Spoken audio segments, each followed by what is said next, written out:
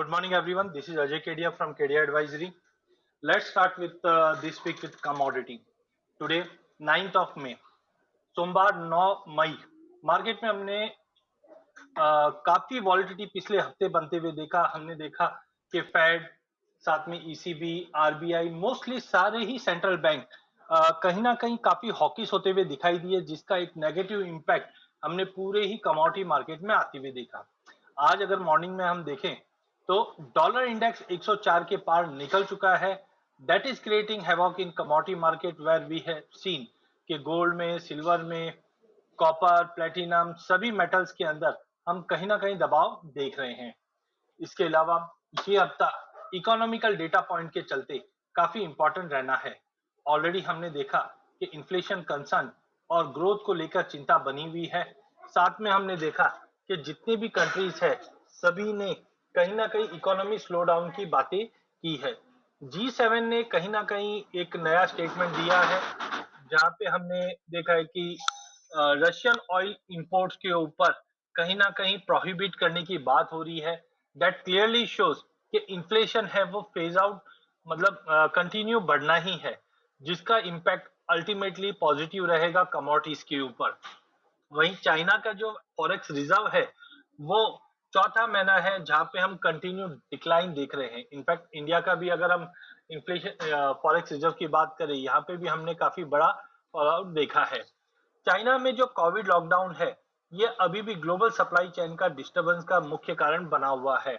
वहीं अगर हम ग्लोबल मार्केट में डेटा पॉइंट की बात करें तो सोमवार को जापान से मॉनेटरी पॉलिसी की मीटिंग चल रही है। चाइना से हमने ट्रेड बैलेंस का डेटा अच्छा आता हुआ दिखाई दे रहा है, जो कहीं ना कहीं बेस मेटल को सपोर्ट करेगा और ये भी यकीन दिलाएगा कि इकोनॉमी को संभालने के लिए जो स्टेप्स गवर्नमेंट ले रही है ये कहीं ना कहीं पूरे मेटल पैक को या रिस्की एसेट को सपोर्ट करेगा। यूएस साइड से ये हफ्ते में होलसेल इन्वेंट्री का डेटा, लोन सर्वे जो हमें बताता है क्रेडिट ऑफटेक कैसा रहा है फेड की इंटरेस्ट रेट हाइक के बाद। मंगलवार की अगर हम बात करें तो मंगलवार के सेशन में हम चाइना से न्यू लोन का रेट देखेंगे, जहां पे 50% का फॉल आया है। ये दिखाता है कि जो लॉकडाउन हुआ है उसका असर बिजनेसेस पे पड़ा है। मनी सप्लाई का डेटा थोड़ा इंप्रूव हो रहा है, जो कहीं ना कहीं कंसर्न्स बताता है। यूरोप से अगर हम इंडस्ट्रियल प्रोडक्शन के डेटा देखें, यहाँ पे भी हम ड्रॉप देख रहे हैं। यूएस से अगेन स्मॉल बिजनेस का डेटा खराब आता हुआ दिखाई देगा। एफओएमसी के मेंबर्स की स्पीच है ये हफ्ते में कंटिन्यू चलती रहेगी। चाइना से सीपीआई और पीपीआई के डेटा रहेंगे, जो कहीं ना कहीं मिक्स रहने की उम्मीद है। ओपेक की मीटिंग इस हफ्ते बुधवार को है, जो हमें अटकलें बताएगी कि आगे जाके प्रोडक्शन को लेकर क्या रहेगा, क्योंकि आज भी अगर हम बात करें तो ब्रेंट $112 के ऊपर ट्रेड करता हुआ दिखाई दे रहा है। क्रूड की इन्वेंट्री एज यूजुअल बुधवार को रहना है। थर्सडे के दिन अगर हम देखें तो जापान से की डेटा आता हुआ दिखाई देता है। वहीं यूके से भी हम इंडस्ट्रियल प्रोडक्शन और गुड्स ट्रेड बैलेंस के या जीडीपी के आंकड़े आते हुए देखेंगे, जो पाउंड को काफी इम्पैक्ट कर सकता है। यूएस से पीपीआई, कोर पीपीआई के आंकड़े खराब आते हुए दिखाई देंगे। वहीं अनएम्प्लॉयमेंट क्लेम्स के अंदर थोड़ी बहुत राहत मिलते हुए दिखाई देगी। एफओएमसी की फाइनेंशियल स्टेबिलिटी रिपोर्ट जो फ्राइडे मॉर्निंग 1:30 पे आएगा, that will be a very good important game changer. यहाँ पे आपको ध्यान रखना है। चाइना से एफडीआई का डेटा रहेगा शुक्रवार को। साथ में कंज्यूमर सेंटीमेंट का डेटा जो खराब बता रहा है यूएस का, तो काफी बड़ा डेटा पॉइंट इवेंट रहेगा। मार्केट में मोमेंटम भी कंटिन्यू मिलता हुआ दिखाई देगा। अब अगर हम आज के हिट मैप की बात करते हैं मॉर्निंग से ही, तो हम देख रहे हैं कि इक्विटी मार्केट में, ग्लोबल मार्केट के अंदर एक गिरावट जैसा माहौल बना हुआ है। विक्स वापस 32 के करीब पहुंच चुका है, जो दिखाता है कि रिस्की एसेट्स में कहीं ना कहीं इम्पैक्ट होता हुआ दिख रहा है, जिसकी वजह से इक्विटी मार्केट, ग्लोबल मार्केट के अंदर गिरावट है। सेकेंडली, जिस ढंग से हॉकी स्टोन हमने सभी सेंट्रल बैंक से बनते हुए देखा है, ये कभी भी इक्विटी मार्केट के लिए अच्छा नहीं रहता है। तो अगले महीने, 1.5 महीने के लिए अगर हम बात करें तो कहीं ना कहीं इक्विटी मार्केट में थोड़ा दबाव जैसी सिचुएशन बनी हुई रहेगी।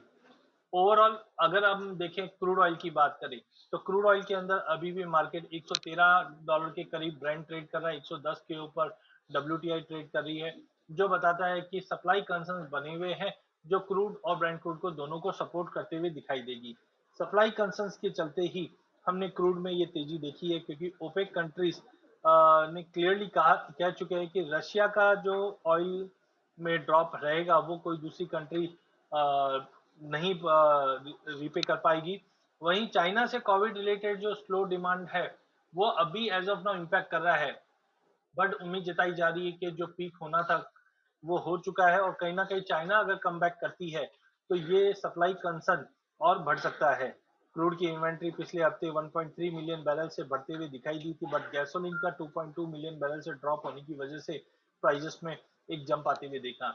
ये हफ्ते के आउटलुक की अगर बात करें तो क्रूड ब्रांड क्रूड दोनों में ही तेजी का रुख रहेगा। 110 के ऊपर ब्रांड 116 118 तक का भी लेवल दिखा सकता है। वहीं नेचुरल गैस की बात करें तो $8 के ऊपर इस वक्त प्राइस ट्रेड कर रही है। फंडामेंटल साइड भी हम देख रहे हैं कि अभी भी कंसर्न्स रशिया और यूरोप के बीच में बना हुआ है। साथ में आउटपुट में कोई बड़ी जंप नहीं आ रहा है, जिसकी वजह से प्राइस में सपोर्ट मिल रहा है।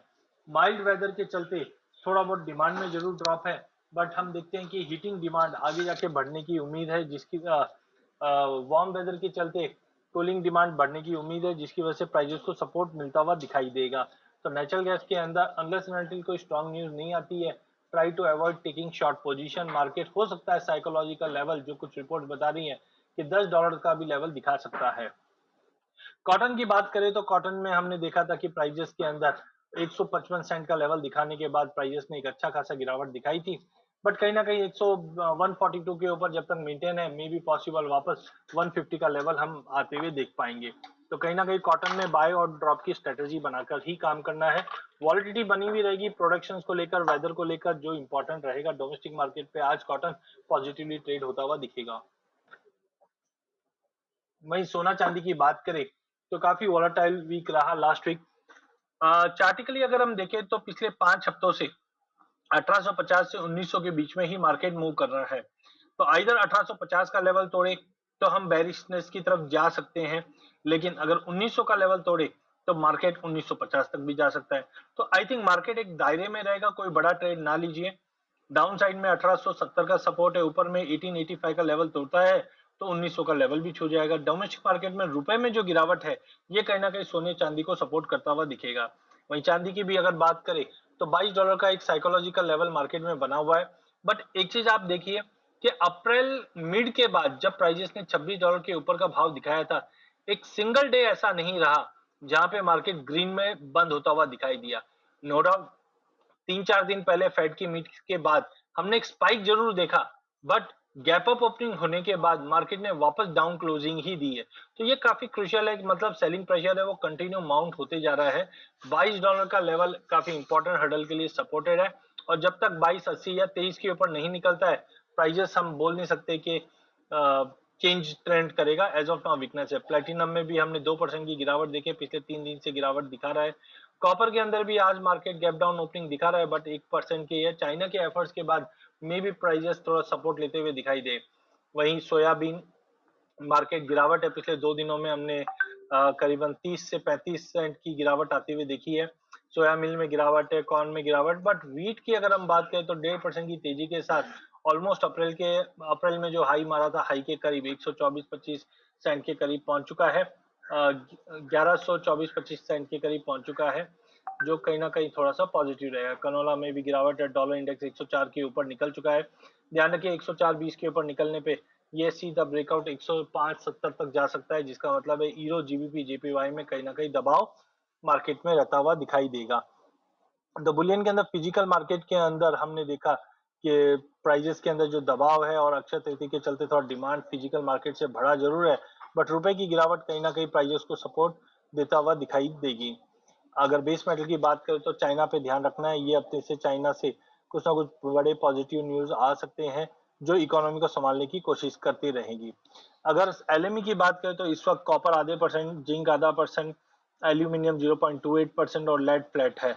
वहीं ट्रेड सेटअप के हिसाब से हमने शुक्रवार के सेशन में सोने चांदी में शॉर्ट कवरिंग के चलते प्राइजेस में 0.25% की तेजी गोल्ड में और आधे परसेंट की तेजी चांदी में दिखी है। बट आज के लिए ध्यान रखिए 51,100 के करीब या 5150 के करीब हम लेके चलेंगे गोल्ड को, 900 के नीचे के स्टॉप लॉस से। 51,600 के ऊपर निकलने पे ही हम तेजी देख पाएंगे, नहीं तो 51,000 से 51,600 के बीच में सोना ट्रेड करेगा। वहीं अगर चांदी की बात करें तो 62-63 ये रेंज में ही मार्केट मूव करेगा। ओपनिंग समय पे मार्केट में दबाव रहेगा, जो 62,000 या 61,900 के करीब मिले तो लेने की सोचेंगे। अदरवाइज मार्केट एक दायरे में रहेंगे, कोई बड़ी पोजीशन ना बनाइए। 63,000 के ऊपर ही हम एक तेजी का माहौल बनते हुए देख पाएंगे। क्रूड में हमने फ्रेश बाइंग के चलते 2% से ज्यादा की तेजी देखी है, आज भी आधे परसेंट की तेजी है।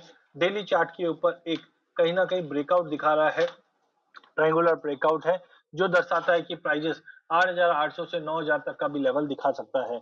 तो क्रूड के अंदर ये हफ्ता तेजी का रहेगा, अनलेस एंड कोई की इवेंट नहीं आता है ओपेक की मीट में आउटकम चेंज होकर, तब तक ट्रेंड पॉजिटिव रहेगा।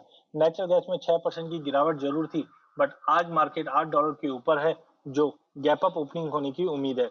अनलेस एंड अंटिल 600 का लेवल मेंटेन है, 670 का इमीडिएट टारगेट ये हफ्ते में देख पाएंगे। नेचुरल गैस आज इंट्राडे में लेके चलना चाहिए। पूरे बेस मेटल में ओवर एग्जॉस्टेड चार्ट्स हैं, कहीं ना कहीं मेजर सपोर्ट्स है 200 डे मूविंग एवरेज के करीब। तो सभी बेस मेटल में ओपनिंग गिरावट के साथ होगी, बट देखना है कि एंडिंग डे पे या मिड ऑफ द डे में क्या ये 200 डे मूविंग एवरेज के जो एवरेजेस है इसको होल्ड करता है या टूटता है। बट फ्रेश सेलिंग के लिए अवॉइड कीजिए, बेटर है वेट एंड वॉच रखें, वो ज्यादा सही रहेगा। नेक्स्ट अगर हम आ जाते हैं एग्री कमोडिटी के अंदर, तो पिछला हफ्ता काफी इंपॉर्टेंट रहा। पूरे एग्री में हमने जबरदस्त गिरावट देखी थी, बट मैंथा की बात करें तो यहाँ पे हमने शॉर्ट कवरिंग चलते शुक्रवार के सेशन में करीबन 1% की तेजी बनते हुए दिखाई दी। टेक्निकली अगर 1095 के ऊपर निकल जाता है तो मे बी 1120 तक का भी लेवल देख पाएंगे। स्विंग कम होने की वजह से और डिमांड में इंप्रूवमेंट की वजह से प्राइजेस को सपोर्ट मिलता हुआ दिखाई देगा, बट 1100 के ऊपर निकलना काफी इंपॉर्टेंट है। कॉटन के प्राइजेस की अगर हम बात करें, शॉर्ट कवरिंग के चलते प्राइजेस ने 46,500 के ऊपर की क्लोजिंग देता हुआ दिखाई दिया। आज इंटरनेशनल में भी मार्केट 144 सेंट के ऊपर ट्रेड कर रहा है, वो पॉजिटिवली इंपैक्ट करेगा। पर ध्यान रखिए 47,200 के ऊपर निकलने पे ही हम 48,500 से 49 के लेवल के लिए तैयार रहेंगे। की इवेंट्स होने हैं, यूएस में भी हमने देखा वेदर डिस्टर्बेंस है, डोमेस्टिक मार्केट पे भी हमने देखा है कि वेदर डिस्टर्बेंस होने की पूरी गुंजाइश है हीट वेव के साथ साथ, जो प्राइजेस को इंपैक्ट करते हुए दिखाई देंगे। इंट्राडे में हमें 46,600 के करीब लेके चलिए, 46,850 से 900 तक का लेवल देखने मिल जाएगा। रबर के प्राइजेस में दबाव है, जो 17,100 के करीब मिलने पे फिर बाय करके चलिए। 17,100 से 17,500 की रेंज में मार्केट मूव करता हुआ दिखेगा। वहीं गवार सीट गवार गम की अगर हम बात करें तो कहीं ना कहीं प्राइजेस के अंदर हमने लोअर लेवल से रिकवरी आते हुए देखी, बट ये टेम्परेरी अनसस्टेनेबल रही है। एज ऑफ नाउ 6150 के ऊपर जब तक प्राइजेस क्लोज नहीं देते हैं, 5850 का एक बेस बनता हुआ दिखेगा। न्यू मार्जिन नॉर्म्स और साथ के अंदर हमने देखा कि पूरे एग्री पैक के अंदर या हम बोल सकते हैं पूरे कमोडिटी पैक के अंदर जो दबाव था उसका असर हमने गवार सीट गवार गम पे भी बनते हुए देखा था। तो मे बी लेवल्स थोड़े से ट्रिकल है, तो वेट एंड वॉच की स्ट्रेटेजी अपनाइए। लॉन्ग टर्म ट्रेडर है वो लेके चल सकते हैं, बट आई थिंक मार्केट में थोड़ा सा कंसोलिडेशन होना चाहिए।